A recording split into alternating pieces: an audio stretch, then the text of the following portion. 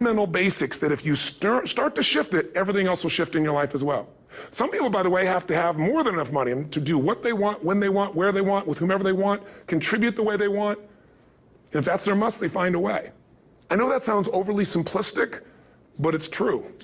You know, somebody once said you could take all the money in the world out of the hands of everybody, out of all the wealthy people in the world who are really successful, give it to other people. It wouldn't take too long. Those people would have it back in their hands. It's not because they're manipulative. It's because they have a standard. Some are manipulative, don't get me wrong, but they've got a standard of what they're going to find a way to make happen. I'm just simply saying to you, take those 3 magic words and live them. Raise your standard.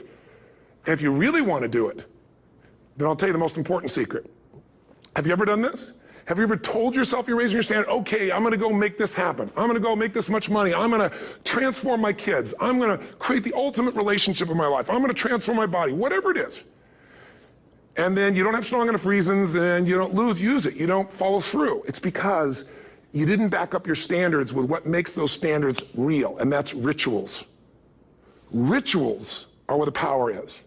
Whenever we do our Robbins results coaching, and we say Robbins equals results, the way we get results with people, it's the same way if you listen to my Ultimate Edge program, or back in the old days, Personal Power, or if you went to one of my seminars. You know what I do is I take these huge challenges you got and we break them down into little bite-sized steps. Little things you do each day that after you do them, you get so much momentum that it's easy to succeed. You're not overwhelmed. You have these victory day after day after day on little things. If you went through Ultimate Edge, I'm sure you learned about the hour of power, or the 15 minutes to be able to be fulfilled, or 30 minutes to thrive, where you literally just condition your body and emotion with a couple little rituals. So it doesn't matter what's going on in your world. You feel that strength, and it's not fake. It's not some pump up. It's coming from inside you, and it works. Rituals define us. See, all the results in your life are coming from your rituals. They start with a standard and then have rituals that follow it up. Like, for example, if you are where you want to be physically, you have very different rituals than if you're not where you want to be physically. If you're overweight, you and I both know you got a different ritual than if you're physically fit. Completely different. You get up in the morning, what's the first thing you do if you're fit? Your shoes are there, you roll over, doesn't matter how you feel, you put on your shoes, you lace them, you start walking, or whatever that ritual is. If you're overweight, you roll over and you have a very different ritual. You might roll over several times to turn the alarm clock off. You go in and get your mocha, smocha, whatever, special coffee. You stop by at Starbucks, whatever the case may be. You have your nice sugar muffin. It's supposed to be really nice for you. Whatever you do, it's a different ritual. If you have a great, passionate relationship, you have very different rituals in how you come home than if you have a lousy relationship. When you come home and the first thing you do is you're tweeting somebody, or you're emailing, or flipping on the news, or you don't even come home. What are the rituals? Whenever I study people that are successful, what I look for is what's the standard they hold themselves to, and then what are all those little rituals that add up? Because think about it. Success and failure are not giant events. They don't just show up. You don't just suddenly become successful or suddenly have this cataclysmic event that makes you fail. It may look that way, but failure comes from all the little things. It's failure to make the call. It's failure to check the books. It's failure to say, I'm sorry. It's failure to push yourself to do things physically that you don't want to do. And all those little failures day after day come together until one day some cataclysmic event happens and you blame that. That event happened because you missed all the little stuff. Do you agree with me? And success, by the way, is not some overnight event. It's all these little things. Success is having a vision. Success is making it compelling. Success is really seeing it and feeling it every day with strong enough reasons. Success is feeling the sense that I'm here to grow and I'm here to give something to the world more than just myself. Success is caring about other people. Success is calling and saying, I love you in the middle of the day for no damn reason. Or sending a note. That'll change your relationship. Have a ritual of something funny, playful, or a surprise you do. How many relationships are dead today because they have no surprise rituals anymore? You need to have some rituals, some cool things you do that nobody else does that gives you a better life than anybody else has. All the little stuff. That's where success comes from.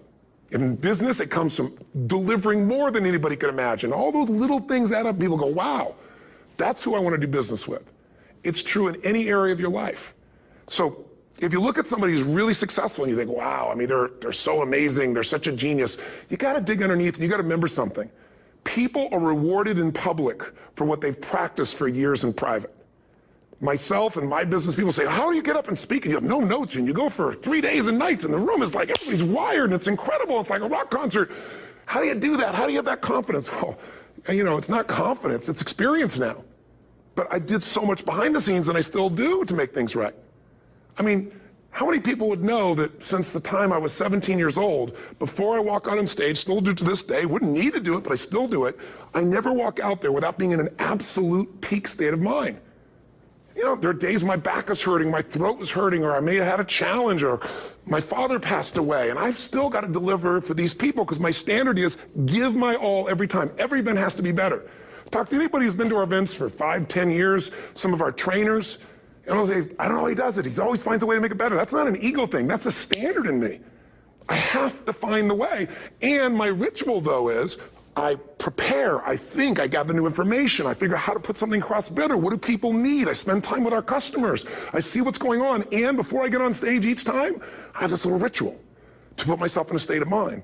And I did it starting like 17 years old. I started doing it. I'd say, I now command my subconscious mind. And I say this out loud several times, this little phrase, set of phrases, as an incantation to kind of condition my mind and body. And I'd say, I now command my subconscious mind to direct me in helping as many people as possible today by giving me the strength and the emotion and the humor and the brevity, whatever it takes to show this person and help this person change their life now.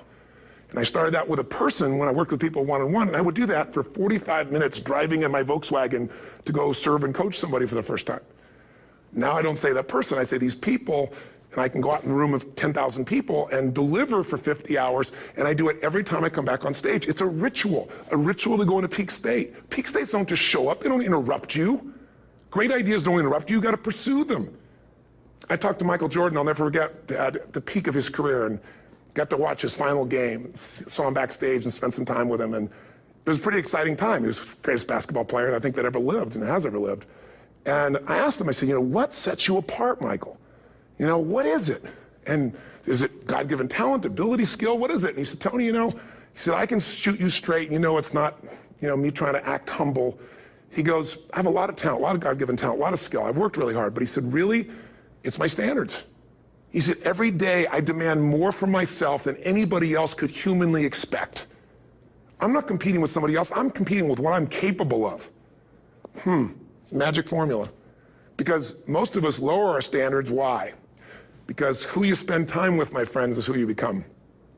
One of the biggest reasons I started going to seminars when I was like 17 is I had nobody around me as a great role model. I could read about somebody, but being around people, being in that environment was very different. Finding a way to go to work with someone who lived that standard of life was very different. You get around people with low standards and you compete with it. You don't need to compete with it. It's like, okay. I mean, remember Jerry Springer? I don't know if he's still in the air, but you know, I remember he used to get people on the show and I thought, where would he find these people?